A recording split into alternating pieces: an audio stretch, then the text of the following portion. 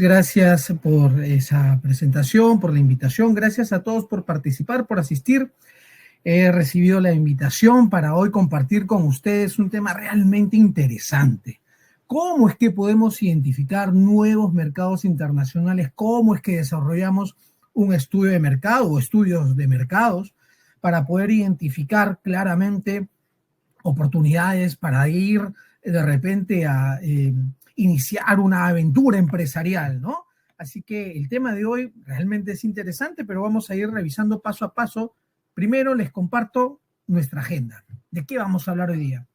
Les presentaré brevemente cuáles son los objetivos que tengo para con ustedes en esta sesión. Procuraremos rápidamente identificar cuáles son esos pasos, procesos, esa tarea que tenemos para identificar mercados, qué elementos clave debemos considerar en esta tarea de identificar mercados, cuáles son las herramientas que podemos utilizar para esa labor, para ese estudio, para ese análisis, para esa prospección. Hay distintas formas de denominarlo.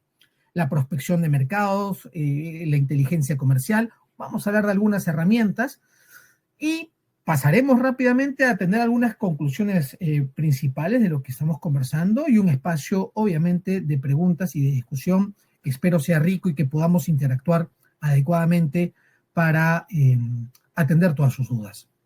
¿Sí? Entonces, sin más, el compromiso para hoy con ustedes es que podamos identificar cuáles son esas características de un estudio de mercado. En principio, ¿qué motiva un estudio de mercado? ¿Para qué es? ¿Qué es específicamente un estudio de mercado? ¿A qué llamamos un estudio de mercado internacional? Hay algunas técnicas, algunas herramientas que podemos utilizar para adecuadamente identificar estos mercados.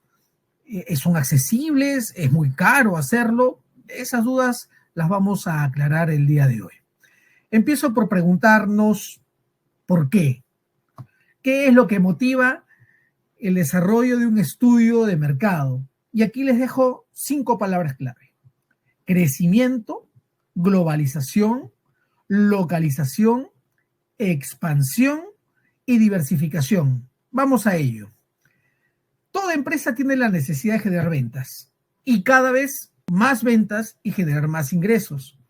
Cuando un mercado al que atiende la empresa se encuentra tal vez saturado, con mucha competencia, o tal vez ya tengo pues a mis clientes, ya no les puedo vender más, pues entonces me enfrento ante la posibilidad, ante la oportunidad de encontrar nuevos mercados para poder conseguir nuevos clientes y seguir en este franco crecimiento de ventas, en este crecimiento de ingresos. Algunos mercados presentan mayor demanda de productos que otros y pueda que con un estudio correcto logre identificar esos mercados que pueden estar necesitando nuevos proveedores del producto o tipo de productos que ofrezco, o servicios también, porque se aplica también sin ningún problema toda esta estrategia a la exportación de servicios. Y a partir de esa localización de mercados potenciales de alta demanda, puedo continuar con esa posibilidad de crecimiento, esa necesidad de incrementar ventas. También puedo identificar la oportunidad de diversificar, es decir, de que teniendo ya un producto, una marca establecidos en un mercado específico, puedo ingresar a otro con un producto que tal vez no tenga la misma acogida en mi mercado de origen, pero sí adaptado y atendiendo las necesidades y características de este nuevo mercado que identifico, diversificar mi producto, diversificar mis clientes y también seguimos en la misma atención de la necesidad de incrementar ventas. La globalización presenta la oportunidad de participar en distintos mercados a razón de esta apertura que existen para ingresar competidores en mercados diversos. La globalización ha permitido que se consideren hoy condiciones favorables, tal vez de costos de producción por un lado o de beneficios arancelarios por el otro, producto del trabajo que hacen los estados para articularse, para generar tratados de libre comercio, acuerdos de complementación económica, acuerdos bilaterales, etcétera, y aprovechar esas oportunidades que da la globalización también es una motivación para desarrollar estudios de mercado que permitan identificar esas oportunidades. Obviamente, todo esto permitirá que la empresa pueda generar una metodología, un procedimiento, una filosofía, un modo de ser dirigido hacia la expansión. La idea es que podamos reducir la dependencia de un solo mercado, que pueda verse afectado, influenciado por decisiones externas fuera del control de la empresa y que eviten que eso afecte a la empresa directamente. Pongamos un ejemplo, una empresa peruana que de repente está haciendo su mejor esfuerzo en conseguir clientes, pero el mercado es saturado ya. ¿Podrá mantener su nivel de crecimiento si ya no hay clientes en el mercado? Definitivamente no. Por eso es que puede aprovechar la globalización para localizar algunos mercados con mayor demanda o diversificar productos que pueda desarrollar con la capacidad instalada que tiene y así mantener la expansión de su negocio, evitando el riesgo de que por alguna decisión política, económica, social o la que fuera que afecte al mercado de origen, esta empresa pueda tener, como se dice en el argot cultural, no todos los huevos en una sola canasta, sino diversificar, expandir, crecer, localizar y aprovechar las oportunidades de la globalización son los motivos que generan el inicio de un estudio de mercado. Pero entonces, veamos un ejemplo.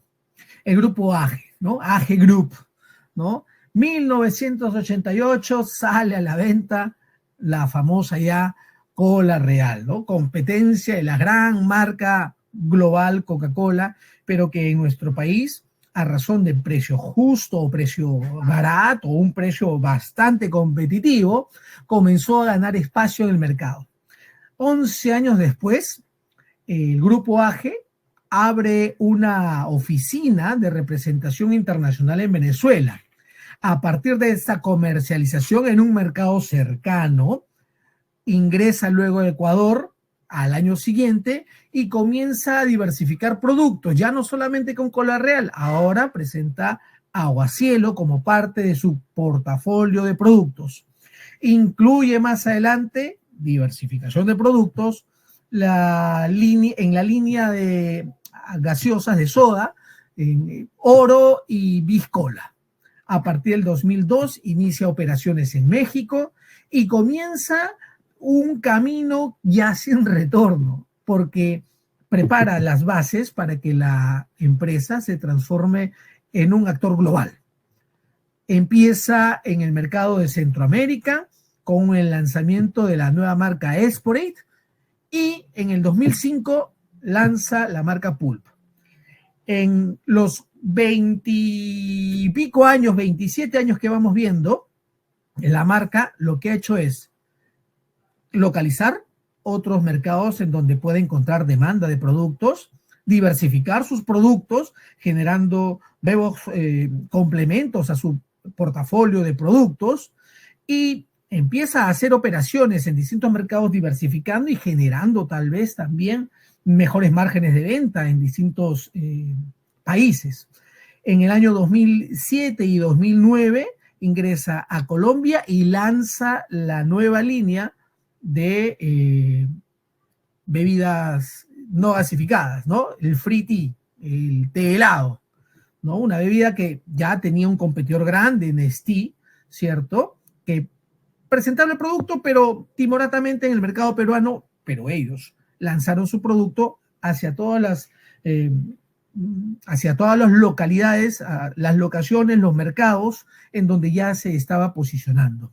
En el año 2012 se presenta un nuevo hito, ¿no? El producto Volt, completamente diferente, que nuevamente diversifica sus productos, presenta un nuevo actor dentro del portafolio de productos y a partir de eso cambia la historia de AGE Group al presentarse luego a Bolivia y participar en Egipto y Nigeria, preparado ya con toda esta gama de productos más complejos, ¿no?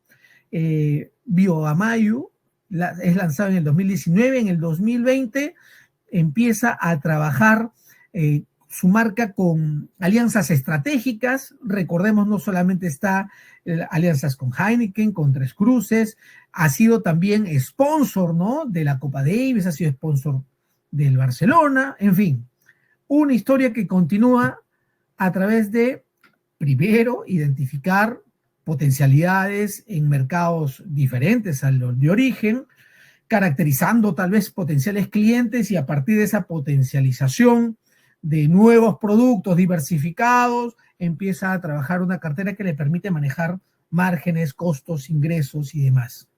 Es un gran ejemplo de diversificación de mercado y de penetración de nuevos mercados. Pero entonces, ¿cómo lo hizo? Pues una de las diversas herramientas que utilizó AG Group y que utilizan todas las empresas en el mundo, independientemente de su tamaño, es el desarrollo de estudios de mercado. Pero, ¿qué es en sí un estudio de mercado?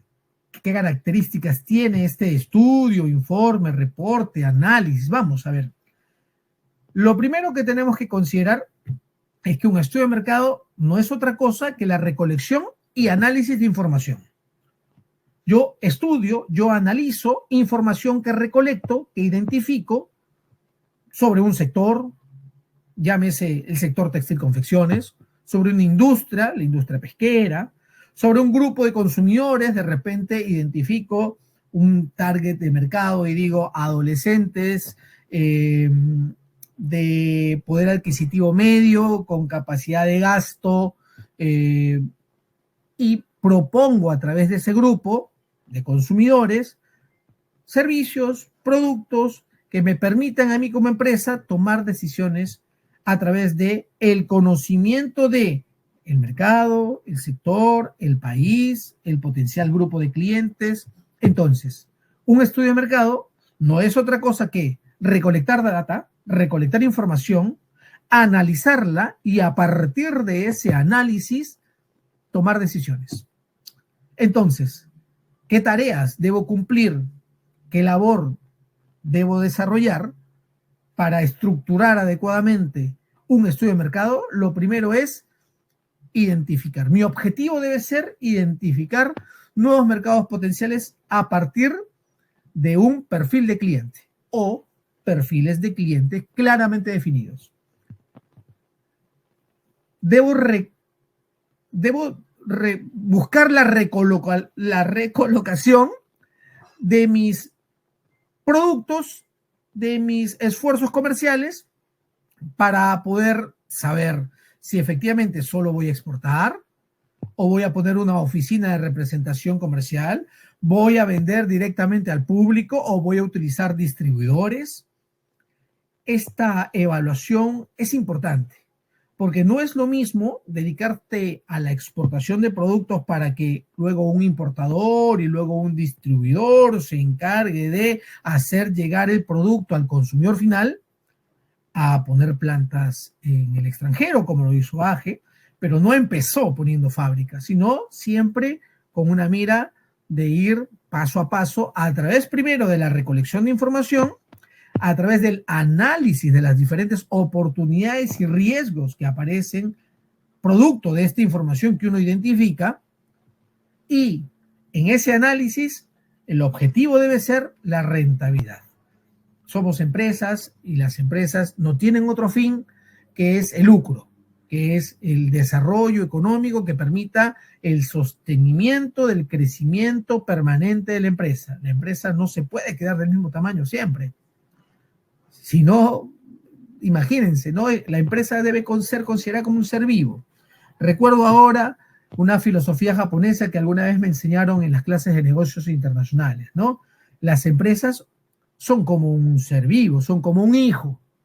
El propietario de la empresa, el fundador de la empresa, es filosofía de trabajo japonesa de los años 70, 80, 90. El gerente, el propietario, el fundador de la empresa tenía conciencia de que la empresa podía durar los primeros 4 o 5 años comiendo y comiendo y comiendo. Es decir, hay que invertir en la empresa.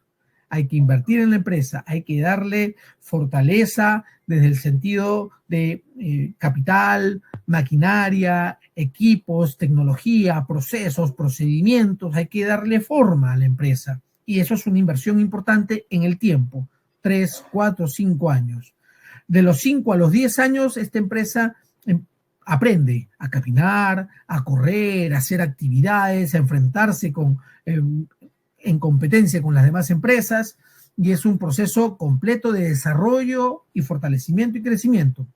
A partir del año 15, 20 en adelante, esta empresa ya es independiente. Es más, el fundador, filosofía japonesa, repito, lo que hace es ya considera dejar el puesto de gerente para pagarle a alguien por esa labor, y él por fin empieza a vivir como si fuera un socio, un fundador que recibe sus utilidades y ya no se dedica a la empresa de la misma manera como cuando estaba en su primera etapa. Hay un tiempo que la filosofía decía, pues hasta los 20 años una empresa depende del fundador, depende de la inversión económica que se le inyecte para poder iniciar ese crecimiento. Bueno, hoy esos tiempos han cambiado. Hoy una empresa puede ser rentable, altamente rentable, al sexto, séptimo año. Hoy todo ha evolucionado incluso en velocidad. Pero lo que no ha cambiado es que el objetivo de una empresa siempre debe ser la rentabilidad, ya sea que ésta inicie un nuevo proyecto a mediano, a largo plazo, debe ser siempre el objetivo, la rentabilidad. Entonces, un estudio de mercado identifica características de nuevos mercados, potenciales perfiles de clientes, analiza las oportunidades y los riesgos que existen para poder evaluar y tomar una decisión mirando siempre la rentabilidad que se genera a través de evaluar esto llamado viabilidad de exportar solamente o de iniciar operaciones en un mercado de destino. Entonces, vamos a numerar los 6 componentes o 5 componentes que tiene un estudio de mercado, pero que parten de una base. La primera base es analizar cuáles son los clientes potenciales. Yo tengo que identificar qué características tienen esos clientes potenciales para, a partir de la identificación correcta de clientes potenciales, ese perfil de cliente, ese cliente ideal, yo pueda determinar pues con quiénes compito. Y luego de identificar con quiénes compito, conocer de sus características, conocer de sus ventajas, sus fortalezas, también sus debilidades, qué es lo que le ofrecen al cliente, a qué cliente, a ese cliente potencial, es que yo sesgo, dirijo, encauzo mi investigación en el marco de mi perfil de cliente potencial y la competencia que existe en ese mercado que atiende con ese mismo producto o grupo de productos o servicios a ese perfil de clientes potenciales que he identificado. Luego, tengo que analizar cuál es la regulación, la normativa, los reglamentos, la legislación que existe que influye directamente en las operaciones de esa competencia. Quiero saber cuáles son las limitantes que el Estado o las organizaciones con autoridad en ese país emiten y que limitan y que condicionan y que restringen la comercialización de ese producto o servicio. Conocer de las regulaciones es altamente importante, pero a la vez tengo que identificar cuáles son las tendencias de consumo, cuáles son, digamos, hacia dónde se va dirigiendo el comercio de este grupo de productos, qué novedades están llegando, o tal vez cuál es la nueva competencia, o cuáles son los nuevos escenarios en los que voy a enfrentar batalla con estos competidores en el marco regulatorio. Obviamente, el estudio se complementa con la información de la logística y la distribución que se requiere para ingresar ese producto a uno u otro mercado de destino. Finalmente, un estudio de mercado es completo cuando se hace un análisis de precios y costos de operación que permitan evaluar justamente el principal objetivo de un estudio, la rentabilidad del negocio. Entonces, vamos a analizar información. Y la pregunta es, ¿y de dónde saco información? Bueno, hay 2 fuentes, origen de la información para desarrollar un estudio de mercado. Fuente primaria, fuente secundaria. Es muy sencillo de entender. La fuente primaria es aquella que la misma organización, la misma empresa, el mismo equipo técnico de trabajadores, de colaboradores que participan de un negocio, obtiene a través de labores específicas, ¿no? Ya sea que hayan identificado preferencias de los consumidores, hábitos de compra, condiciones de mercado a razón de su propia investigación. Pueden estas informaciones llegar a la empresa de distintas formas. En el cuadro que les presento aquí debajo, tenemos, por ejemplo, cuáles son las características de obtención, de costos, el nivel de detalle y un ejemplo práctico de la obtención de información vía fuente primaria o vía fuente secundaria.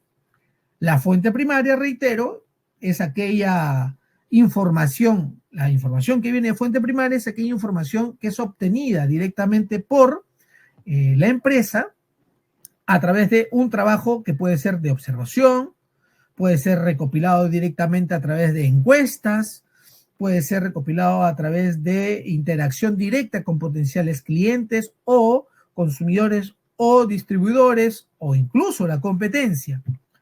Generalmente la recolección de información primaria es más costosa porque elaborar, estructurar un proceso de, por ejemplo, entrevistas individualizadas o entrevistas grupales, ya sea vía encuesta o vía hay procesos que se pueden hacer a través de las redes sociales, tipo concursos, para obtener de alguna forma información del mercado, ¿no? Eso tiene un costo porque incluso también toma tiempo desarrollarlo. Obviamente son más personalizadas y específicas, pero tienen un nivel y también una validez relacionada directamente a qué fue lo que preguntaste y a quién se le preguntaste. Porque, ojo, muchas veces desarrollamos información o buscamos información de fuente primaria haciendo preguntas incorrectas y esa información no sirve. Luego pondremos algunos ejemplos. Vayamos con las fuentes secundarias. Las fuentes secundarias básicamente es recopilar información que ha sido elaborada por especialistas, por entidades públicas o privadas que son responsables de desarrollar análisis, investigación, recolección, comparación incluso, y que ponen a disposición, algunas de manera gratuita, otras también a costo, pero que se basa, digamos, en todo un trabajo tanto de recolección y análisis que hacen estas organizaciones. Para la empresa que desarrolla un estudio de mercado con fuentes secundarias, la información está basada en estudios previos. Es decir, yo no lo hice, yo no hice la encuesta, no hice el análisis, no hice la evaluación, encuentro la información publicada por alguien más. Es más accesible, sí, es más rápida, sí, y uno puede encontrar datos generales, cifras, estadísticas, montos, cantidades, pesos, volúmenes, etcétera. Y también puede uno encontrar información de tendencia. Y puedes encontrar esa información de manera gratuita también, ¿no? Entonces, esta información está considerada en estos dos rubros, pero las dos fuentes son las que se fusionan para encontrar adecuadamente la información y el análisis correcto que me permita llegar a conclusiones exactas. Ahora, ¿cómo elegir la mejor fuente? En realidad, la combinación de las fuentes primarias y secundarias son las que realmente permite tomar decisiones dirigidas a la expansión y a la rentabilidad de la empresa. Si una empresa necesita información precisa sobre consumidores, es mejor usar fuentes primarias. Pero si lo que buscas es más bien información de contexto general, lo que buscas es más bien información un poco más para darme un panorama de dónde estoy parado, a dónde quiero ir, pues las fuentes secundarias son idóneas para darte esa información y ese nivel de detalle que necesitas y que requieres. Ahora pasemos a nuestra agenda punto número 2 para identificar un mercado. ¿Cuáles son esos pasos básicos para identificar un mercado internacional? Aquí tengo que decirles que el desarrollar un estudio de mercado es un proceso estructurado. No es un proceso libre de imaginación, abierto, no. Es estructurado, requiere un orden, requiere una rigurosidad para esa recolección de análisis de datos, porque a veces encontramos datos que no conversan entre sí y eso no nos ayuda. El primer paso para identificar un mercado internacional es definir el perfil del cliente objetivo. Yo tengo que conocer con claridad, yo tengo que determinar con detalle cuáles son las características de ese perfil de cliente objetivo. ¿Qué elementos voy a utilizar para agrupar ese grupo de personas? Valga la redundancia, porque la segmentación, paréntesis, la segmentación no es dividir, ¿eh? Muy lejano a lo que parece, la segmentación no es dividir. La segmentación es agrupar, es sumar. Pero claro, producto de esta agrupación es que diferencio grupos diferentes de mercado, de consumidores. Entonces, la segmentación tiene como primer paso a agrupar. ¿A quiénes agrupo? A personas que tienen elementos comunes entre sí. Por ejemplo, edad, género, nivel socioeconómico, quién puede pagar y consumir el producto que estoy ofreciendo, y dibujo, caracterizo, detallo, describo cuál es ese perfil de aquel que puede pagar y consumir el producto. Por ejemplo, también puedo segmentar, agrupar personas según su estilo de vida o hábitos de compra. Compran en tiendas físicas, compran en línea. ¿Será el mismo perfil de cliente? Tal vez sí, tal vez no, depende del producto. Puedo agrupar, puedo segmentar también a mi público objetivo en función a las preferencias culturales que tengan ellos respecto de si sus costumbres, si sus valores, sus hábitos, sus principios conversan con los que el producto o la marca, en este caso más específico, esa propuesta de valor que genera la marca, que no es otra cosa que la suma de todos los elementos positivos o beneficios que ofrece la marca al cliente. Si esa propuesta de valor encaja con las costumbres, valores, hábitos, principios, gustos y tendencias culturales de un público consumidor. Solo así, teniendo un perfil de cliente objetivo, yo puedo asegurar que tengo las bases necesarias para un adecuado estudio y no dispararme por distintos lugares porque desatiendo lo importante cuando la variabilidad o los detalles son muy ambiguos o muy abiertos. Pero mejor, en lugar de seguir explicándote, te pongo un ejemplo. Hablemos de cosméticos naturales. Imaginemos cuál sería el perfil del comprador para cosméticos naturales. Rango de edad entre 25 y 45 años, porque son adultos jóvenes, con mayor conciencia sobre el cuidado de la piel, sobre la sostenibilidad, el cuidado del medio ambiente y el cuidado propio también. Ese sería tal vez un rango de edad adecuado para una empresa que ofrece cosméticos naturales. Un rango entre 18 y 24 años podría ser considerado un segmento secundario, porque si bien es cierto, ya son adultos, pero todavía son jóvenes que siguen tendencias de belleza natural y buscan productos accesibles. No invierten mucho y por ahí que si los convences logras sacarle algo. Entonces, tengo un rango de edad como público objetivo principal y otro rango de edad como segmento secundario.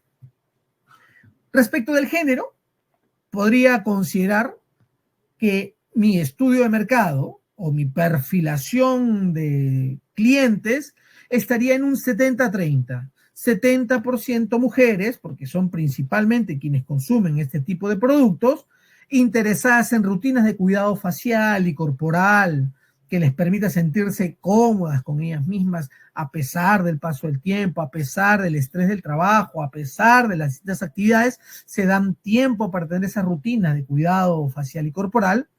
Y otro porcentaje, un 30%, un segmento creciente de hombres, ¿no? Cada vez también los hombres comienzan a tener interés en buscar productos para la piel, para el cabello, sobre todo, con ingredientes naturales. Ya tengo un rango de edad, ya tengo mi género está definido no como uno, sino como porcentajes. Ahora hablemos del nivel socioeconómico. Una prioridad podría ser considerar a los pobladores de una zona específica de un nivel medio y alto socioeconómicamente hablando, porque están dispuestos a invertir en cosméticos premium con certificación orgánica, porque tienen de repente mayor capacidad adquisitiva y podrían convertirse en clientes recurrentes. Otro segmento secundario podría ser en el nivel socioeconómico medio, porque puedo identificar un grupo de personas que están interesados en productos accesibles, pero con beneficios naturales. La caracterización va cambiando en función de las, valga la redundancia, características del mercado que yo identifico en ese grupo potencial de consumidores. Respecto del estilo de vida, puedo considerar personas que son preocupadas por el bienestar, la belleza natural, consumidores activos en redes sociales que siguen tendencia de cuidado personal, que ven TikToks, que ven Instagram, que siguen algunos videos, consejos en YouTube, y que ellos están interesados en comprar, adquirir productos libres de químicos agresivos y con certificaciones ecológicas que sustenten su compra, ¿no? Sobre los hábitos de compra, puedo identificar algunos que prefieran ir a tiendas especializadas de belleza, a bazares, a farmacias de manera presencial, o algunos que puedan estar considerando ya participar del comercio digital, ¿no? Este tipo de productos, cuando la marca ya es conocida, cuando es identificada y el cliente tiene la confianza de la empresa, o el cliente tiene ya la confianza en lo que la empresa le ofrece, pues entonces hay un crecimiento del comercio digital que permite la facilidad del acceso, ¿no? La automatización del proceso de compra-venta. Además, puedo considerar como hábitos de compra aquellos que compran ingredientes y buscan la autenticidad antes de comprar. Productos originales, productos que no se vendan en cualquier parte, ¿no? Y que no tengas la duda de que tengan químicos entre ellos. Respecto a las preferencias culturales, yo podría caracterizar, diseñar, describir adecuadamente al perfil de clientes para cosméticos naturales como aquellos que valoran el origen natural, la historia detrás de los ingredientes, pueden ser peruanos, por ejemplo, ¿no? Maca, quinoa, aguaje, muña o palta o aceites y demás, pero que además buscan productos con identidad local, pero con presentación moderna y formulaciones efectivas, ¿no? No solamente aquel que es capaz de comprar, no sé, pues un preparado en un plástico maltrecho, no. Aquellos que están interesados en tener un valor mayor, ¿no? Al recibir este tipo de productos, ¿no? Y que prefieren tal vez envases ecológicos y marcas con compromiso social y sostenible que atraiga su decisión de compra. Aquí, por ejemplo, he caracterizado adecuadamente el perfil de cliente de una empresa que vende cosméticos naturales. Bajo este mismo estándar, bajo estas mismas condiciones y características, podría diferenciar, caracterizar, segmentar, agrupar a un grupo de personas, valga la redundancia, con otras características, porque responden a otro producto. Entonces, una vez que yo identifico claramente cuáles son las características de mi cliente objetivo, lo siguiente que hago es analizar la competencia existente. Aquí hay que tener claro que cada mercado tiene la capacidad de albergar, de tener en su espacio diferentes tipos de empresas. Caractericemos a los competidores en tres grupos. Empresas dominantes. Marcas que tienen gran participación en el mercado, son los líderes del sector, los reconocidos y seguramente con una capacidad de inversión importante. Empresas dominantes. Por otro lado, tenemos las empresas con diferenciación. Aquellas empresas o marcas que existen en el mercado que atraen a sus clientes de manera especial. La pregunta es, ¿cómo lo atraen? ¿Qué hacen estas marcas diferentes del gran líder o los grandes líderes de mercado para atraer a su segmento de mercado, ¿no? Hablamos de empresas que puedan tener de repente presentaciones naturales, biodegradables, un poquito más caras, pero como se diferencian, pueden lograr captar la atención de otro perfil de cliente. Un tercer grupo de empresas son aquellas que están basadas en el precio y el posicionamiento. Empresas con productos similares que pueden ser o accesibles o de precios altos, pero que se enfrentan a la competencia de manera dura y pura.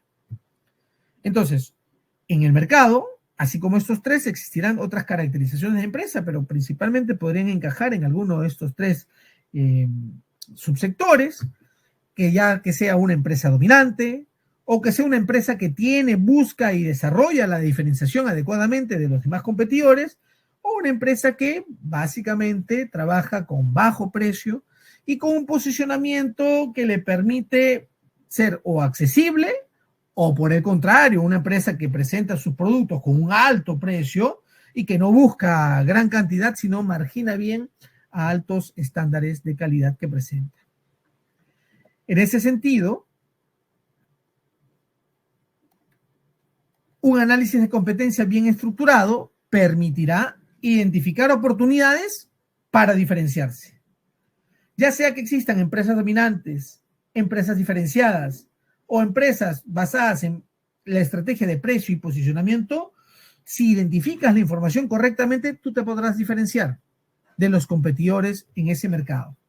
Podrás evitar entrar en mercados demasiado saturados si es que tienes la información adecuada de la demanda, el potencial de la demanda y la oferta que se ofrece ya en el mercado.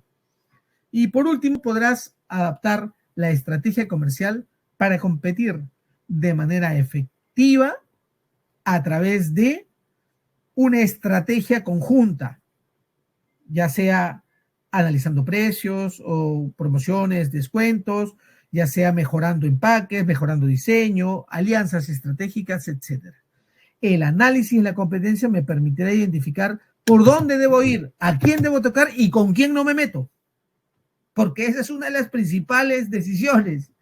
¿Dónde voy y dónde no voy a pelearme? Luego de este análisis, puedo, por ejemplo, regresando al ejemplo de la empresa de cosméticos natural, encontrar dos competidores en el mercado europeo. Lush Cosmetics y The Body Shop. Si me permiten, voy a ingresar ahora a la web de Lush. Por ejemplo, aquí puedo ver que la empresa tiene distintos productos relacionados a cosmética natural, ¿no? De buenas a primeras, la palta como transformada en una crema para la piel, ¿no? Y algunos otros productos para el cuidado del cabello y de la piel. Puedo conocer de repente cuáles son, según la empresa, los imprescindibles. ¿Cuáles son esos productos que ofrece con mayor esfuerzo? Y ahí está la lista de productos, ¿no? Spray corporal, es un primer capilar acondicionador, ¿no? Spray corporal, cremas corporales, etcétera, ¿no? Distintos productos que identifica a esta empresa, Lush, como un competidor en el rubro de cosméticos naturales. A la par, encuentro The Body Shop. Y aquí, al entrar al portal, veo una ventana emergente que me aparece con una promoción. Esta información también es valiosa, porque tú al momento de desarrollar tu análisis de competencia, tienes que considerar que esta empresa ofrece vales de descuento, promoción, para aquellos que se suscriban y puedan desarrollar compras. Igual, ¿no? El poder está en la raíz, jengibre para el cuidado capilar. Y hay distintos otros productos en The Body Shop para analizar respecto de este segmento que hemos identificado como cosmética natural. Entonces, yo tengo que conocer en mi perfil de cliente adecuadamente para saber qué compra, dónde compra, cómo lo compra, por qué lo compra, para qué lo compra, ¿sí? ¿A cuánto lo compra? Vamos a seguir con la diapositiva. Entonces, tengo que analizar sí o sí la competencia existente. ¿Cómo es su página web? ¿Qué productos ofrece? ¿Hace descuento? ¿No hace descuento? ¿Cómo envía los productos? ¿Tiene tienda propia? ¿Solo es canal virtual? En fin, ese análisis, recoger información, analizar información es altamente relevante. El análisis entonces de la competencia existente en el mercado al que estoy revisando, al que estoy yendo a analizar, a verificar, a conocer, a informarme de, debe contener, este análisis debe contener los siguientes parámetros. Primero, ¿cuál es el posicionamiento en el mercado? Es decir, posicionamiento, el cliente consumidor, ¿cuál? El que tiene el perfil que ya he determinado en mi primera etapa de estudio. ¿Qué producto elige versus y evaluamos en la competencia y cuál es el posicionamiento de esa marca? Esa marca es posicionada, se ha posicionado de repente como la primera opción o es la segunda opción, ¿no? Se presentan como productos premium, accesibles o de lujo. Hay que conocer cuál es el posicionamiento en el mercado de esa empresa y de esos productos.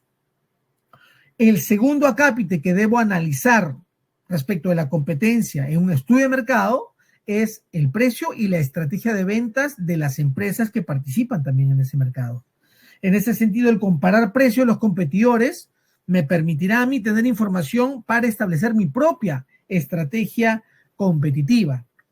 Analizar descuentos, suscripciones, programas de fidelización.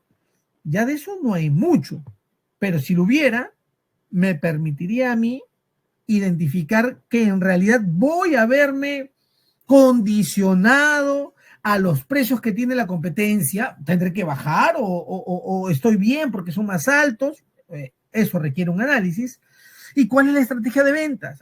No, ellos sí tienen precio alto, pero todo es descuento, todo descuento. Uy, no llego al descuento, con descuento, sin descuento. ¿Cuáles son las estrategias de venta que utiliza esa organización? Ahí es donde tenemos que comparar los precios de los competidores para definir una estrategia competitiva, analizar los descuentos, las suscripciones, los programas de fidelización que tenga la empresa para caracterizar adecuadamente los precios y las estrategias en ese mercado que aplican los competidores. Otro rubro realmente importante es cuál es la forma de llegar al cliente final. ¿Cuáles son esos canales de distribución? ¿O es que yo voy a exportar mis productos hacia el otro país y luego yo mismo voy, lo saco, lo guardo en mi casa y yo mismo voy y entrego cada uno? Eso sería imposible, ¿verdad? ¿Qué canales de distribución están habilitados en el mercado? ¿Los voy a utilizar todos? ¿Solo algunos? ¿Solo alguno? Canales de distribución. Tengo que identificar también de las empresas competidoras cuáles son sus fortalezas y cuáles son sus debilidades. Por ejemplo, yo puedo identificar que una empresa competidora tiene como fortaleza principal la calidad de su producto, pero una debilidad terrible, el empaque, porque es feo, porque no es atractivo, y eso lo tengo que valorar. Además, tengo que valorar o puedo valorar cuál es la presencia en redes sociales y la labor que hace de marketing digital esa empresa. Y para eso hay distintas plataformas y páginas web que tú puedes visitar para poder interactuar con esa información, ¿no? Esa información. ¿Qué hacen bien? ¿Qué aspectos pueden mejorar? Yo, ¿qué puedo mejorar que ellos no hacen bien? A partir de conocer lo que hacen ellos, bien y mal, puedo implementar mi estrategia propia, valga la redundancia, la estrategia de la empresa, para poder desarrollar ventajas competitivas, ¿no? ¿Hay presencia en redes sociales y marketing digital? ¿Lo hacen mucho, lo hacen poco? ¿En ese mercado es habitual? ¿Hay costumbre? ¿No? ¿Hay interacción? ¿Responde realmente o no responden las personas? ¿No? Eso también es necesario corroborarlo a través de un estudio, este análisis de la competencia que estamos desarrollando. En principio debemos considerar que existe competencia directa, aquellas que venden el mismo producto o servicio que tú y van dirigidos al mismo público objetivo que tú. A eso se le llama competencia directa. Luego hay un concepto llamado competencia potencial, que es empresas que aún no ofrecen su producto o tu producto, pero que podrían hacerlo en el futuro. Ellos tienen el potencial de hacerlo. Por ejemplo, ¿no? Imaginemos una empresa de cosméticos naturales, pero que hoy solamente son cosméticos sintéticos. ¿Puede serlo? Tal vez lo pueda hacer, tal vez le parezca buena idea, pero todavía no lo ha hecho. Bueno, es una competencia potencial entonces. Y la competencia indirecta son aquellas empresas que presentan productos que pueden sustituir el tuyo, aunque sean diferentes. Competencia directa, competencia indirecta y competencia potencial, ¿no? Evaluar a la competencia permitirá que podamos definir correctamente cuáles son los siguientes pasos para el desarrollo de este estudio. El siguiente paso, yo tengo que revisar si existen regulaciones internacionales que afecten el producto, ¿no? Las primeras barreras comerciales las conocemos todos, se llaman aranceles e impuestos de importación, ¿no? El ad valorem, el IGB, el IPM, el ICC, impuestos que se cobran a la llegada de mercancías, es en el caso de Perú, pero igual, cada país tiene sus aranceles o no, dependiendo si es que ha hecho un tratado de libre comercio o no, y presentará también información a sus potenciales importadores, el Estado, el país presentará cuáles son los otros impuestos que requiere pagar para poder nacionalizar la mercancía. También cada país cuenta con normas sanitarias y de seguridad que permite identificar cuáles son esos requisitos, esas exigencias que tiene el Estado respecto de un producto. Incluso hay productos cuyo envasado, etiquetado y la publicidad son altamente normados, verificados, ¿no? Las regulaciones ambientales que puedan ser exigibles en los mercados que permitan que de repente una empresa que cumpla con ello pueda tener una valoración diferente al llegar al mercado.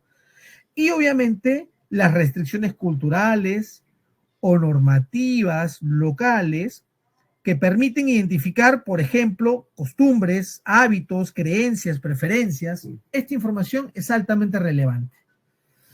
Pongamos un ejemplo. Imaginemos que seguimos en el sector de cosméticos, ¿no? Y ahora tengo que verificar si efectivamente mi empaque cumple con las condiciones y características del reglamento de cosméticos de la Unión Europea, ¿no? Que es el número el CE número 1223 del 2009. Y allí me dice cuáles son los detalles de la información que debe ir en el inserto, que debe ir en el blister, que debe ir en el frasco, ¿no? Etcétera, etcétera, etcétera. Entonces, lo primero es revisar que no exista reglas o regulaciones que yo no haya identificado. Yo tengo que conocer cuáles son esas reglas, esas regulaciones, esas limitaciones que existen en el mercado que me permitan entrar y competir. Porque las reglas que me ponen a mí son las reglas que le ponen al competidor. Y si eso a mí me hace de repente gastar un poco más, debo considerar que el otro también lo hace. Hay que ajustarse entonces, ¿no? Veamos un ejemplo, ¿no? En el caso de productos cosméticos, la Unión Europea establece un proceso que requiere que todo cosmético vendido en la Unión Europea sea evaluado por un personal específico, ¿no? Este evaluador de seguridad que está capacitado para ello debe observar lo siguiente: ¿cuáles son los ingredientes de ese producto? Porque se deben encontrar, ellos tienen la tarea de encontrar algún riesgo que pueda ingresar a su país en medio de ese frasco, por ejemplo, ¿no? Entonces, se requiere una evaluación para poder comprobar si es que ese producto genera o no genera alergias, genera o no genera irritaciones a la piel, si genera algún efecto negativo. Entonces, de alguna forma, se evita que ese producto pase si es que incumple con algunas de esas condiciones y características respecto de los ingredientes o los componentes, ¿no? ¿Cuál es esa composición del producto, ¿no? Podría evaluarse tal vez cuáles son esos elementos que a la empresa le suma o no le suma respecto de la información que se le pide, ¿no? Respecto de la composición del producto, ¿no? De qué está compuesto, cuáles son sus ingredientes, además tiene algunos otros aditamentos, elementos, etcétera, ¿no? La exposición. Existen riesgos potenciales que se evalúan si es que una persona o un niño, por ejemplo, que es un segmento especial de mercado, se ve expuesto ante esa crema, ante esas gotas o lo que fuera, ¿no? Y el público objetivo es definir adecuadamente si durante la revisión de la seguridad se analizó que es idóneo o no para personas o niños o personas de piel sensible o ancianos, si ese producto realmente les protege o no les protege y por el contrario pueda que esté generando un daño mayor. Entonces, aquí con este ejemplo, ¿no? Hablamos de cuáles son esas regulaciones, barreras comerciales y mercados internacionales que someten al producto cosméticos naturales que va a comercializarse desde Perú, por ejemplo, ¿no? Y si en otro mercado existe esta regulación, exigencia, pues hay que cumplirla también. Como punto número 4, ¿qué más debo yo como empresa, como organización, analizar, estudiar para desarrollar adecuadamente un estudio de mercado? Recordemos, un estudio de mercado no es otra cosa que la recopilación de información para analizar qué otra información debo recopilar, pues tendencias de consumo y demanda del producto que estoy promoviendo, comercializando, que quiero incorporar, incluir en ese nuevo mercado, ¿no? Respecto a las tendencias de consumo y la demanda no es lo mismo, porque puedes tener una demanda alta, pero que está dirigiéndose a una tendencia diferente, ¿no? O que tiene una tendencia diferente a la que estuvo hace unos años. Por ejemplo, cuando hablamos de tendencias de consumo, hablamos de los cambios que puedan existir en los hábitos y preferencias de los consumidores que influyen en la demanda total de productos. Es decir, la tendencia de consumo puede decir que sí, efectivamente siga yendo por donde ha venido, aunque digan, no, mira, a partir de ahora este producto, este grupo de productos va a cambiar. Y eso se ve a través de un estudio de tendencias de consumo. Mientras que por otro lado, la demanda de productos es la cantidad de productos o servicios en los que los consumidores están dispuestos a invertir su dinero, ¿no? Para poder conocer adecuadamente tendencias de consumo y de demanda, una recomendación de las diferentes herramientas que existen es que puedas utilizar un análisis Pestel. El análisis Pestel no es otra cosa que el acrónimo de los factores que influyen en las tendencias de consumo en un mercado. ¿Cuáles son esos factores? El factor político, económico, social, tecnológico, ecológico y legal. Estos factores permiten identificar adecuadamente las características del mercado, del entorno y de hacia dónde, como grupo potencial de consumidores, se van moviendo los gustos, los intereses, ¿no?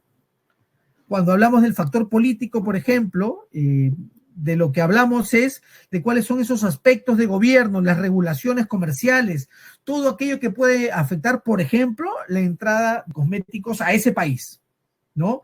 ¿Quién es el dador de la reglamentación, de la regulación? El gobierno. Entonces, debo analizar, por ejemplo, cuál es el clima político en ese país, ¿no? Si existen o no existen conflictos, si es que hay políticas de Estado que puedan afectar al producto, es decir, que puedan limitar la importación o que puedan limitar específicamente el grupo de productos al que yo estoy dirigido. ¿Qué? ¿Cuáles son esas políticas de Estado que tienen? ¿No? ¿Cuál es esa tendencia que existe? ¿Cuáles son esas, digamos, grandes posibilidades que existe de que una elección pueda cambiar todo, por ejemplo, ¿no? Hoy vivimos un momento medio abrupto, acaban de cambiar ministros y en la noche renunció el presidente del Consejo de Ministros. Bueno, ¿eso afecta? Claro que afecta porque pueden generar algunas medidas restrictivas, algunas medidas que puedan ir directamente en contra de un sector específico, O tal vez no, ¿no? Tal vez este producto, este grupo de productos están libres de esa influencia específica, ¿no? Las elecciones, por ejemplo, también son un momento de incertidumbre para la inversión privada, ¿no? O si es que existen tratados comerciales firmados con otros países que puedan ser interesantes, que puedan ser atractivos para convertirse en futuros destinos de exportaciones o de operaciones de una organización. En ese sentido, no hay nada mejor que iniciar la indagación de mercados con aquellos con los que Perú tiene tratados comerciales firmados previamente, ¿no? Ese es en el ámbito político. Pero en el ámbito económico, por ejemplo, nosotros ya analizamos el crecimiento económico, el poder adquisitivo de los consumidores y cómo es que este factor económico se mueve en el tiempo. Está creciendo la economía, se está estancando la economía, va decreciendo la economía. ¿Qué es lo que está pasando con el aspecto económico, ¿no?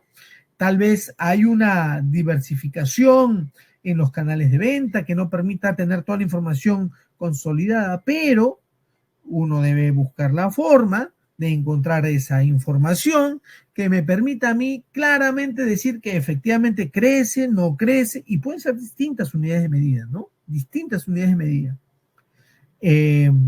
Cuando hablamos de lo social, por ejemplo, hablamos de cuál es esa diferencia, ¿no? Las preferencias que tienen los consumidores respecto de los consumidores europeos y asiáticos, por ejemplo, completamente diferente, ¿no?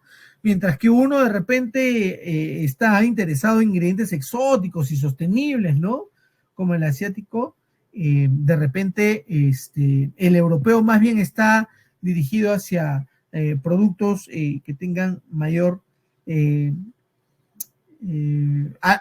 los que tenga una mayor atención de repente al tacto, al gusto, al olor, algunos elementos diferentes, ¿no? Que me permitan a mí socioculturalmente agrupar otra vez, diferenciar por grupos quienes prefieren una cosa de los que prefieren otra cosa, ¿no? Entonces hablo ahí de tendencias de gusto, estilos de vida, de, por ejemplo, ¿no? Si hay personas que tienen la salud resquebrajada y recurren a productos naturales para poder atender esa necesidad, esa enfermedad, pues también es parte del factor social que puede convenir o identificar adecuadamente, le permitiría estructurar una política mejor, si es que consideramos el factor social, ¿no? El factor tecnológico, tenemos información accesible, básicamente a través de Internet, que nos permite conocer, por ejemplo, si es que hay innovación en el mercado, si es que las marcas están sacando nuevos productos, si es que hay algún avance tecnológico que haga que tengamos una distancia mayor con nuestros competidores o por el contrario, que podamos utilizar también para poder acercarnos más a los líderes del mercado, ¿no? En fin, el factor social nos dice qué es lo que hace una empresa para identificar, para caracterizar adecuadamente a su potencial cliente, ¿no? ¿Cuál es su situación demográfica, el estilo de vida, los índices de salud, el nivel de educación o los patrones culturales que pueden afectar directamente la toma de decisiones de productos extranjeros, ¿no?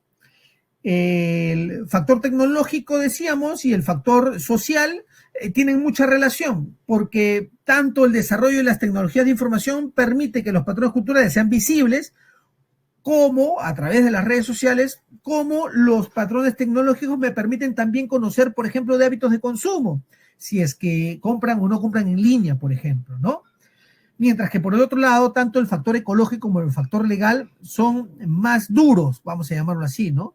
En el factor económico yo puedo hablar sobre política ambiental, es decir, el Estado, cuál es la prioridad que tiene respecto de la implementación de política coercitiva o regulatoria, ¿no? Sobre los temas de medio ambiente, es decir, castiga o no castiga, mi producto pasa o no pasa, porque no tengo certificados medioambientales, pero podré vender o no podré vender. Ese factor ecológico es realmente importante, ¿no? Y si se cumple o no se cumple con la normativa del sector, en cualquier momento uno puede fallar, ¿no? fallar. Y ahí es donde uno tiene que más bien estar atento a evitar que eso falle, porque si tú ingresas tu producto, por ejemplo, ingreso mi producto y no he considerado un factor ecológico como requisito y condición, pues ese producto se va a quedar en aduana, me va a generar sobrecosto. Es más, puede que ni siquiera lo pueda recuperar porque más caro me sale pagar la multa que la muestra que he enviado, ¿no? Entonces, el factor ecológico y el factor legal que van de la mano respecto de qué es lo permitido,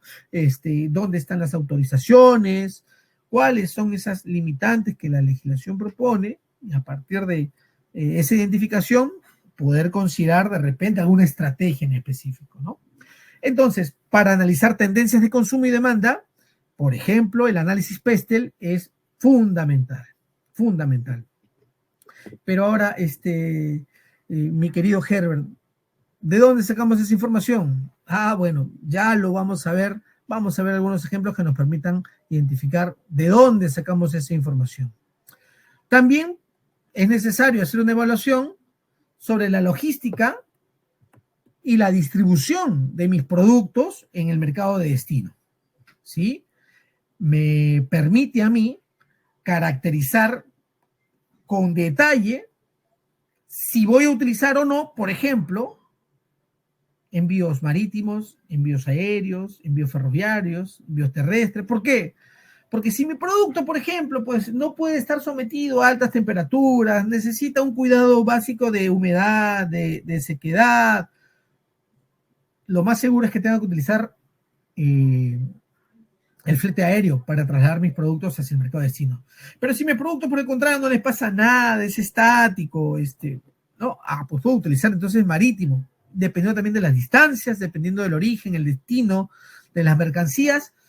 Identificar el medio idóneo es importante porque algunos productos requieren condiciones de transporte especiales. No todos, pero algunos sí.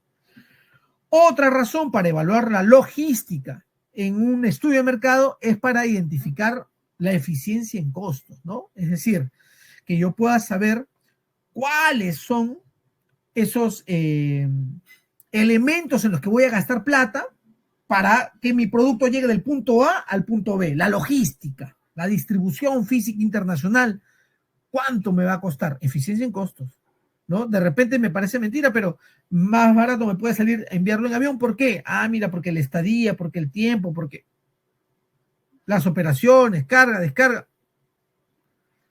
Es una evaluación que se hace, no todos los productos tienen la misma evaluación. Entonces, ahí hay una pregunta por responder, ¿no? ¿Cuál es esa eficiencia en costos que se puede lograr?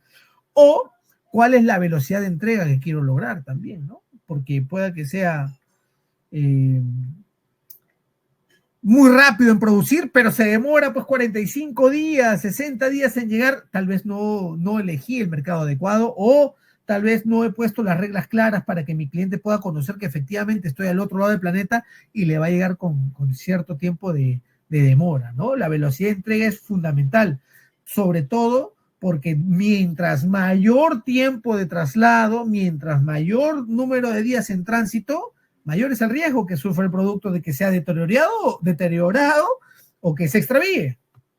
Entonces, la reducción de riesgos también es importante valorar y evaluar. En los mercados de destinos, para que puedas utilizar uno u otra vía, pues tienes que conocer cuáles son esas industrias, esa infraestructura que existe de acompañamiento a la logística internacional, ¿no? Existen caminos adecuados, existen vías de tren, si es que lo voy a mandar por tren, o existen aeropuertos correctos al mercado de destino donde voy.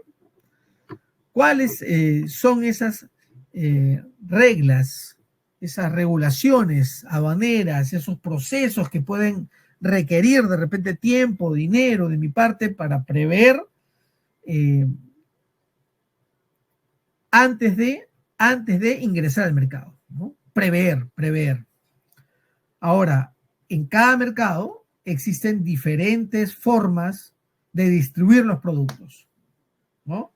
Es más, países como Estados Unidos, que se convirtió de un tiempo aquí en el país de las autorizaciones, por poner un ejemplo, para trasladar alcohol bebida alcohólica entre estados, tienes una autorización. Y el que tiene esa autorización no tiene autorización para almacenarla, por ejemplo, en grandes cantidades. Y el que tiene esa autorización no tiene necesariamente la autorización para distribuirla en medianas cantidades, ¿no? Y seguramente requiere también una aprobación para el comercio al menudeo. Entonces, las regulaciones, la estrategia de distribución, dependen mucho en cada mercado de cuáles son las condiciones que se han presentado para que el producto finalmente reciba atención logística, distribución de parte de empresas que ofrecen esos servicios, pero a su vez, cuáles son las condiciones y características de autorización que tiene el gobierno, el Estado, para impedir o promover que haya más o menos empresas en esa cadena de distribución. Finalmente, lo que se busca es la satisfacción del cliente y la idea es que en esta evaluación logística y de distribución puedas identificar cuáles son esos elementos que le generan atención adecuada a tu potencial cliente, ¿no? ¿Qué hacemos para que tenga esa sensación de satisfacción?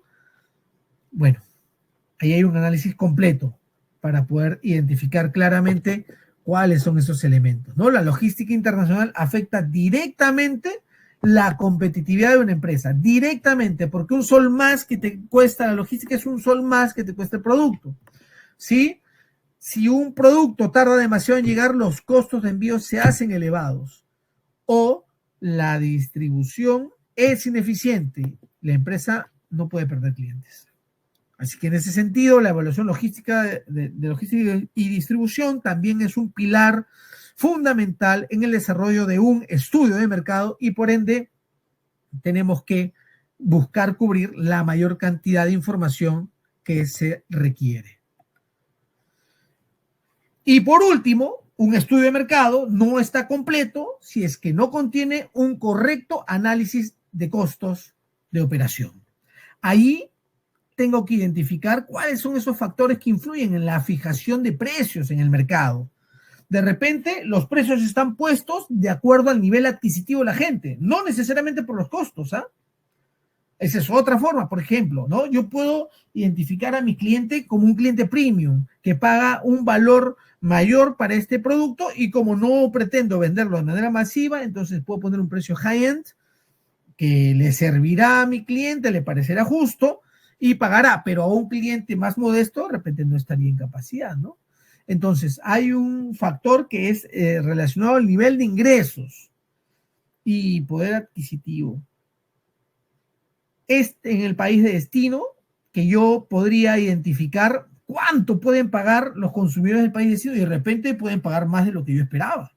Y por ahí puedo conseguir meterme en un nicho en el que de repente bajo un poco el precio respecto a la competencia, pero sin embargo pueda que esté ganando más de lo que ganaba en el mercado. Si hice un correcto análisis de distribución y logística y no tengo sobrecostos, pueda que logre un espacio importante en ese análisis, ¿no?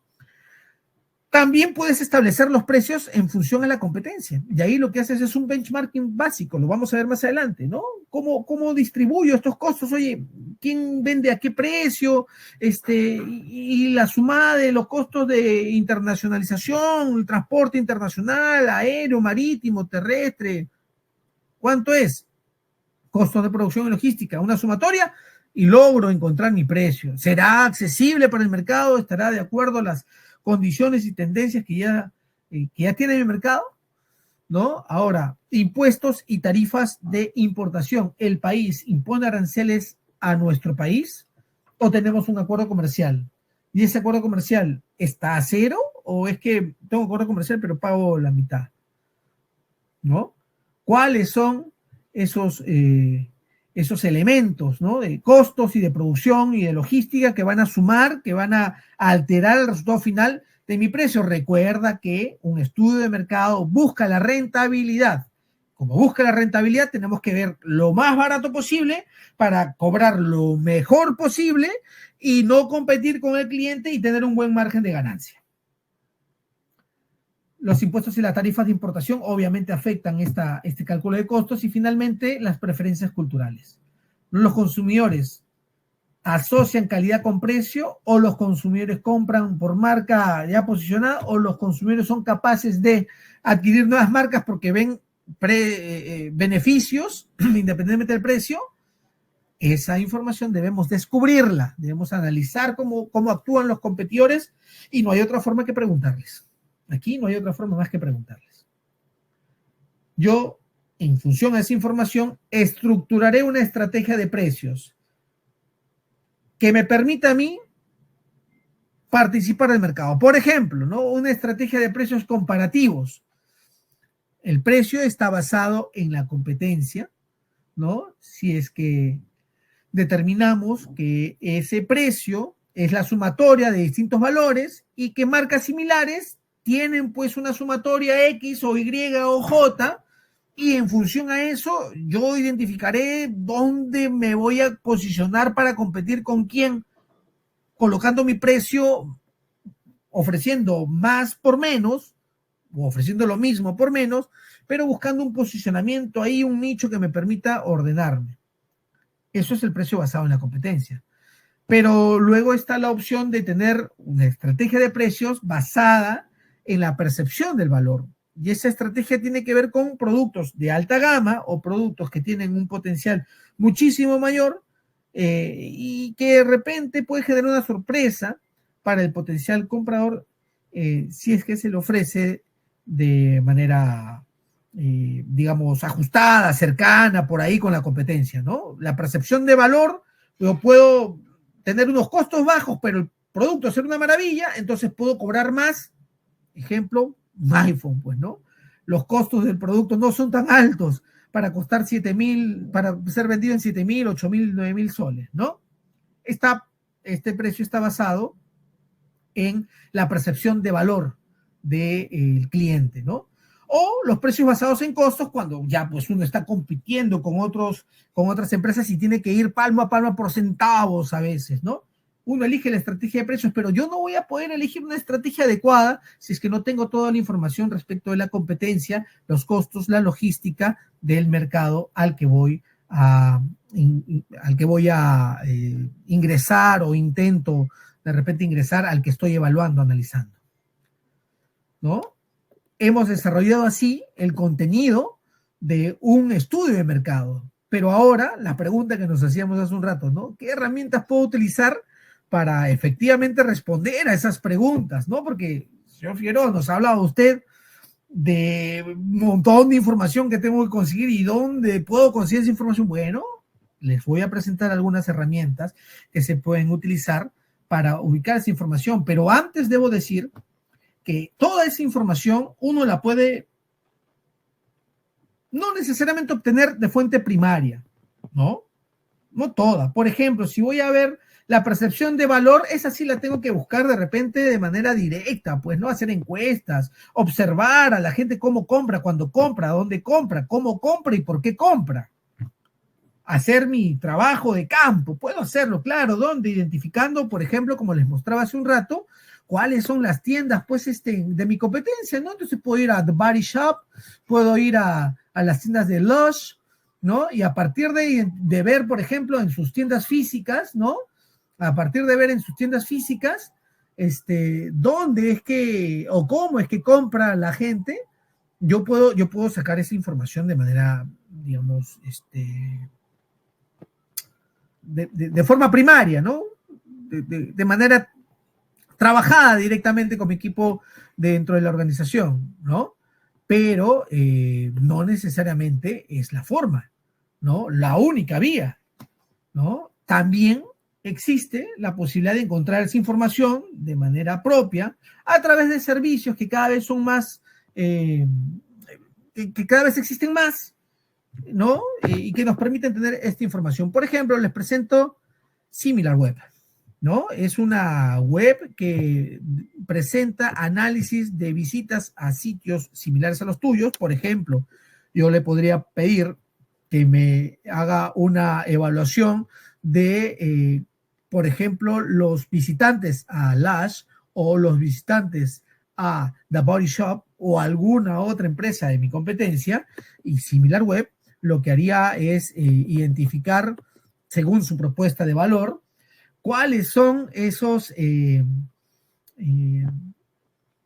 canales, ese tráfico, esa información de quiénes son, el perfil del cliente que está visitando, puedo encontrar información que me ofrece a través del análisis de SEO, ¿no? De buscadores que tiene esta empresa para poder decirme a mí, oye, más o menos quienes compran aquí, ¿no? Ahí está la web, SimilarWeb.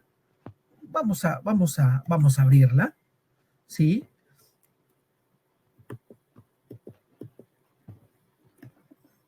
Y allí, por ejemplo, yo puedo ver, ¿no? Yo pongo aquí el nombre o el dominio de la website y me va a arrojar una información. Claro, aquí me pide si yo quiero poner, no sé, pues, ¿no? Una empresa cualquiera, ¿no? The Body Shop, ¿no? Me va a pedir que me registre, ¿no? ¿No? Consigue información, me dice sí, puedes conseguir la información, pero me va a pedir un registro y en ese registro, con una cuenta gratuita, podré hacer una, dos, tres indagaciones, ¿no? Ya también me va a ofrecer una cartilla de precios, de costos, ¿no? De soluciones diferentes para poder identificar esta información. ¿Es una fuente válida? Es una fuente válida. ¿Me va a ayudar a identificar información valiosa? Sí. Si yo sé utilizarla, sí, claro que sí. Entonces, por un lado está esta web que se llama SimilarWeb, que me ayuda a evaluar páginas web similares de mi competencia y la mía también para poder identificar, por ejemplo, perfiles de visitantes, ¿no? Otra herramienta que puedes utilizar, SEMrush, ¿no? Vamos a ir al link de la página también, está aquí, perdón, está aquí, ¿no? Y les muestro, a ver.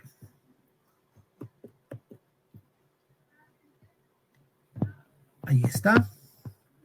Igual, aquí ingreso el nombre de la página web, las páginas web que yo deseo y también me va a dar información de tráfico, del origen de los países de repente o de las localidades, de los potenciales, de los visitantes y potenciales consumidores de esa empresa, de esa marca, me va a permitir establecer distintos parámetros, distintas mediciones, ¿cierto? Pero no es la única forma de hacer esa información, ¿no? No es solamente a través de la búsqueda, a través de estos motores o estos identificadores de motorización de búsqueda o de ingreso, de acceso a la web, sino también puedo hacer, como se ha hecho siempre, un benchmarking de precios en las distintas plataformas. Por ejemplo, puedo visitar Amazon, Sephora, Zalando, que son páginas web de productos. Estoy manteniéndome en el ejemplo de cosméticos naturales, por ejemplo, y puedo entrar a esos marketplaces, a esas páginas web que venden productos para analizar, por ejemplo, precios. ¿Qué puedo evaluar ahí? Puedo evaluar precios, puedo evaluar descuentos, si es que aplican descuentos por temporadas, ¿no? Etcétera. Entonces yo puedo hacer un análisis, ya sea a través de empresas que desarrollan inteligencia artificial para evaluar o extraer información de data de los visitantes, o puedo yo mismo hacer un trabajo de campo para verificar, comprobar, contrastar la información de precios, de descuentos, de características de producto, presentación. De repente puede que yo quiera ingresar a un mercado y en ese mercado no exista la presentación de 125 mililitros que yo ofrezco, sino que la mayoría de clientes compran 75 mililitros. No lo sé. ¿Cómo saberlo? ¿Y qué precio tiene? Y la diferenciación entre precios por presentación, y etcétera. ¿No? Características del producto, características del etiquetado, yo puedo hacer ese trabajo de información a través de un benchmarking. ¿Qué es un benchmarking? Básicamente es la comparación de distintas marcas, empresa 1, empresa 2, empresa 3, producto 1, producto 2, producto 3 o atributo 1, atributo, por ejemplo, puedo hacer la evaluación de la empresa respecto del atributo caja, presentación, tamaño, contenido, elijo el atributo, el producto, comparo y anoto mis observaciones en una tabla sencilla. Eso es información primaria que yo obtengo. Si yo la busco de otro lado, información secundaria, pero puedo utilizar esa información para analizar competencia del mercado, ¿cierto? Analizar a la competencia en el mercado. Analizo a las empresas que participan en ese mercado. Pero, señor Figueroa, ¿y cómo identifico la competencia del mercado? Bueno, pues ahí está la posibilidad de identificar tendencias de consumo y demanda. Yo puedo conocer aquí, por ejemplo, a través de estas otras websites, por ejemplo, Nielsen te presenta informes, ¿no? Vamos a abrir, por ejemplo, la web de Nielsen, ¿no? Y Nielsen te presenta, pues, estudios diferentes que puedes hacer, ¿no? Que puedes tener de distintos sectores, distintos grupos de productos, ¿no? Puedes analizar aquí, por ejemplo, cuáles son los canales de difusión, de promoción, ¿no? Que utilizan ciertas marcas o ciertos sectores de productos, ¿no? Hay informes que te presentan aquí, ¿no? Informes Nielsen, ¿no? Vamos a ver, por ejemplo, aquí estas soluciones.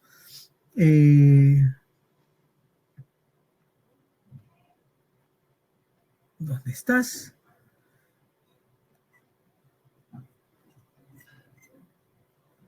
Aquí está, ¿no? Manténganse informados. Tienes aquí análisis, estadística de distintos canales, de distintos medios de difusión, ¿no? Vamos a ver soluciones y puedo tener aquí mediciones, por ejemplo, en las audiencias, en qué medios es que se planifica de repente presentar cierta información, ¿no? Aquí estamos, ¿no? Y puedes descargar esta información para poder desarrollar tu análisis personalizado, ¿no? Otra opción, regreso a la presentación.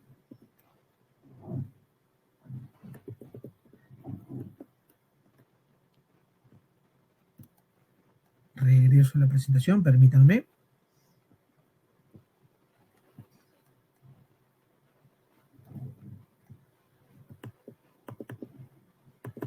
Ahora sí. Es, por ejemplo, Estatista, ¿no? Esta página web, por ejemplo, aquí yo he tomado la captura de un estudio, o mejor dicho, he linkeado un reporte que tiene Statista de la tasa de crecimiento anual del sector de la cosmética en el mundo de 2004 a 2023, por ejemplo, ¿no? ¿Cómo se ve eso? Eso está, a ver. ¿Dónde estás? ¿Dónde estás?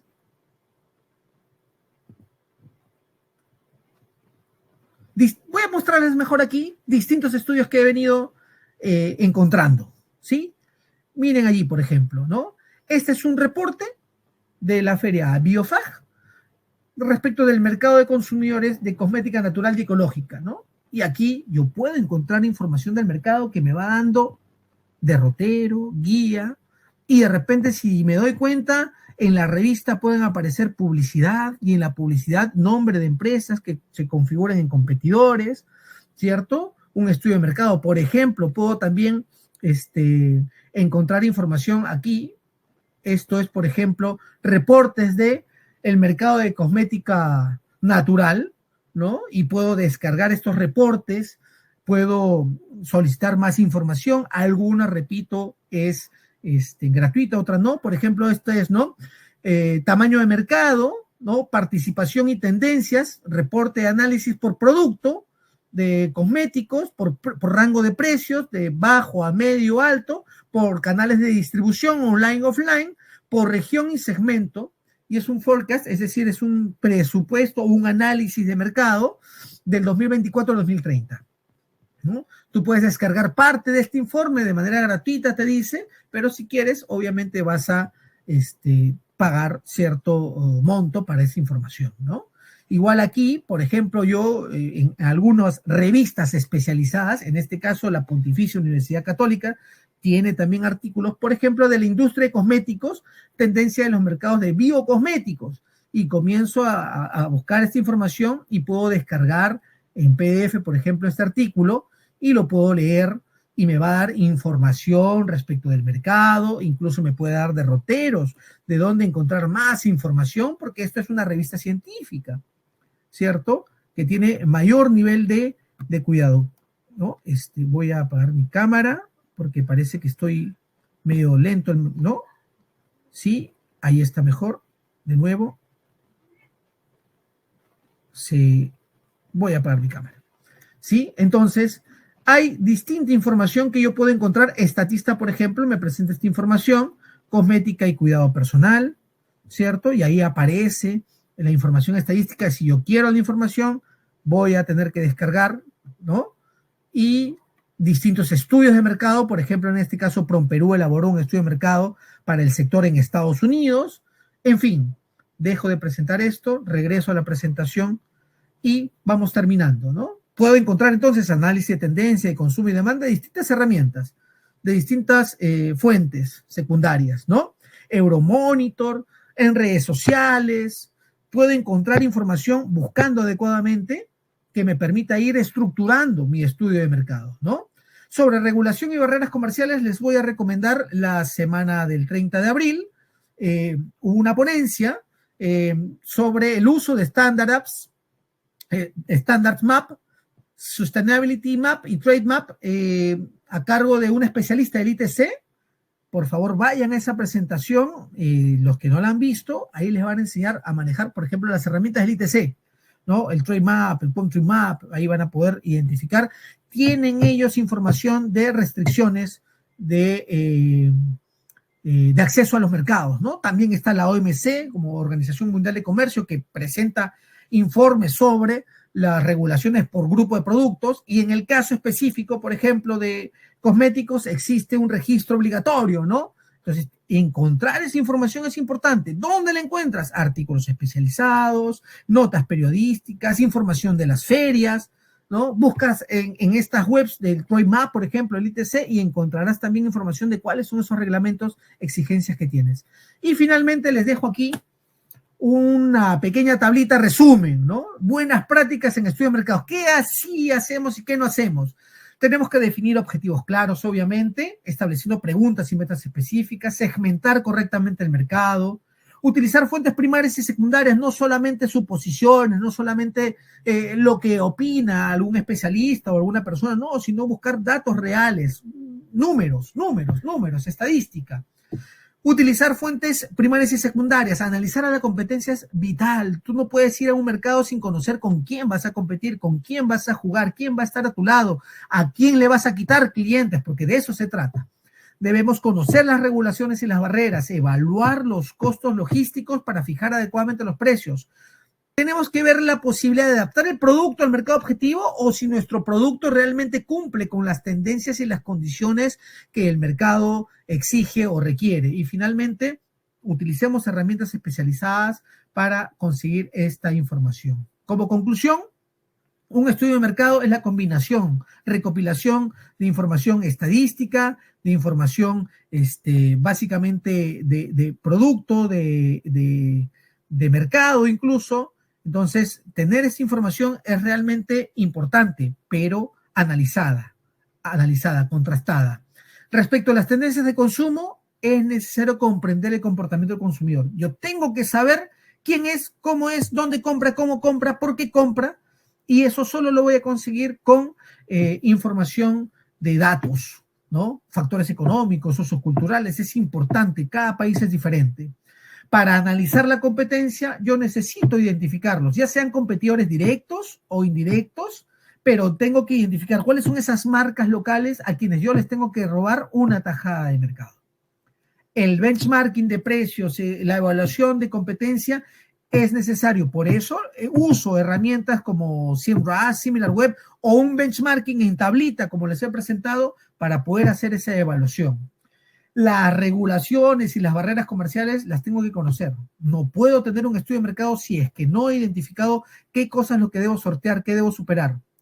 La evaluación de la logística es vital porque puede hacer que mi producto calce o no calce, que vaya o no vaya en ese mercado. Y por último, el análisis de precios y los costos de operación harán que yo pueda identificar si realmente tengo o no tengo la capacidad de vender en ese mercado. Debemos considerar siempre el tipo de cambio y optimizar los costos de la mejor manera para poder llegar con claridad al mercado de destino.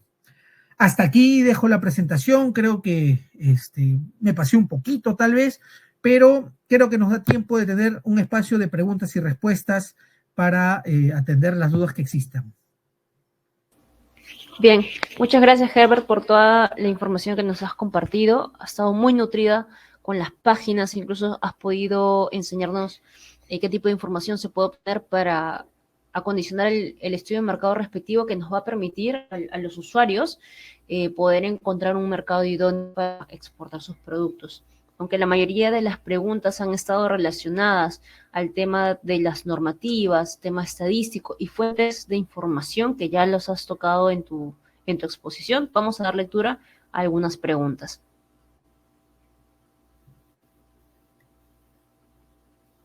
Carlos consulta, ¿qué fuentes de información cualitativa recomiendas? Perfecto. Respecto de la información cualitativa, lo principal es conseguir estudios de mercado. Por ejemplo, yo he presentado un estudio que ha hecho PROMPERÚ respecto de la costa este de Estados Unidos para ingredientes naturales para cosmética. Pero, por ejemplo, también está el ISEX, el Instituto de Comercio Exterior de España, que brinda esa información también respecto de mercados. Ahora, cualitativo no es. Hay opinión de expertos respecto a la información dura que se encuentra. Pero si queremos conocer más de opinión, si se quiere, lo ideal es participar de o revisar información de, por ejemplo, las páginas web de ferias, ¿no? Quiero encontrar la de la feria que habíamos mostrado hace un rato, ¿no? Estábamos en, a ver.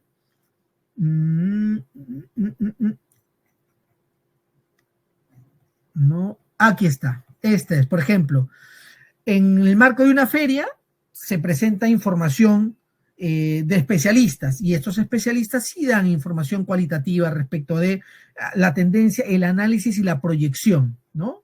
Para esto hay que buscar fuentes oficiales si se quiere, ¿no? Pero si quieres trabajar información cualitativa a detalle, información primaria, encuestas y trabajar directamente con clientes potenciales, distribuidores o potenciales competidores incluso, ¿no? Excelente, ahí está tu respuesta, Carlos. Continuamos con la pregunta de María Corrales, quien consulta cómo puedo conocer datos estadísticos y niveles de consumo para productos del sector agropecuario de cada país. Bueno, igual la información que se encuentra en el ITC, yo he hecho referencia a una presentación que se dio hace unos días, específicamente voy a regresar en la diapositiva, el 30 de abril, el ITC, el International Trade Center, tiene herramientas para esta estadística que usted está buscando, para distintos sectores productivos, para todas las partidas arancelarias. Entonces, vayan a esta presentación y ahí conozcan, por ejemplo, el Trade Map, ¿no? La herramienta para identificar la comercialización y estadísticas de distintos grupos de productos.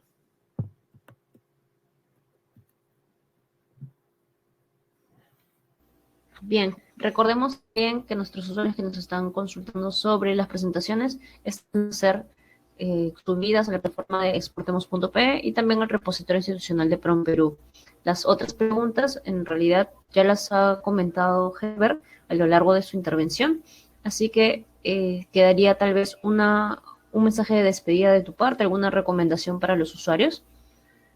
Sí, bueno, finalmente las conclusiones que hemos presentado terminan siendo tal vez mi mejor despedida, ¿no? Por favor, esto es un trabajo metodológico, es decir, paso 1, paso 2, paso 3. Primero, perfil de cliente y luego identificación del mercado, luego comparación de competidores y regulación, reglamentos y costos. Si cumples con ese orden estricto y compilas información de distintas fuentes, créeme que vas a tener un estudio de mercado ideal. Si te es difícil y no, bueno, pues puedes acceder de repente a los servicios que brindan distintas cámaras de comercio, distintas empresas de servicio que te pueden ayudar a estructurar mejor un estudio de mercado. No es barato, tampoco es muy caro, puede ser a medida, pero una opción puede ser cámaras de comercio o entidades privadas que brindan ese servicio de estructuración de estudios de mercados, pero puedes empezar tú, claro que sí, con toda la información que existe hoy a la mano y el orden que le hemos querido dar en esta presentación, seguramente podrás superar una primera etapa de estudio de mercado.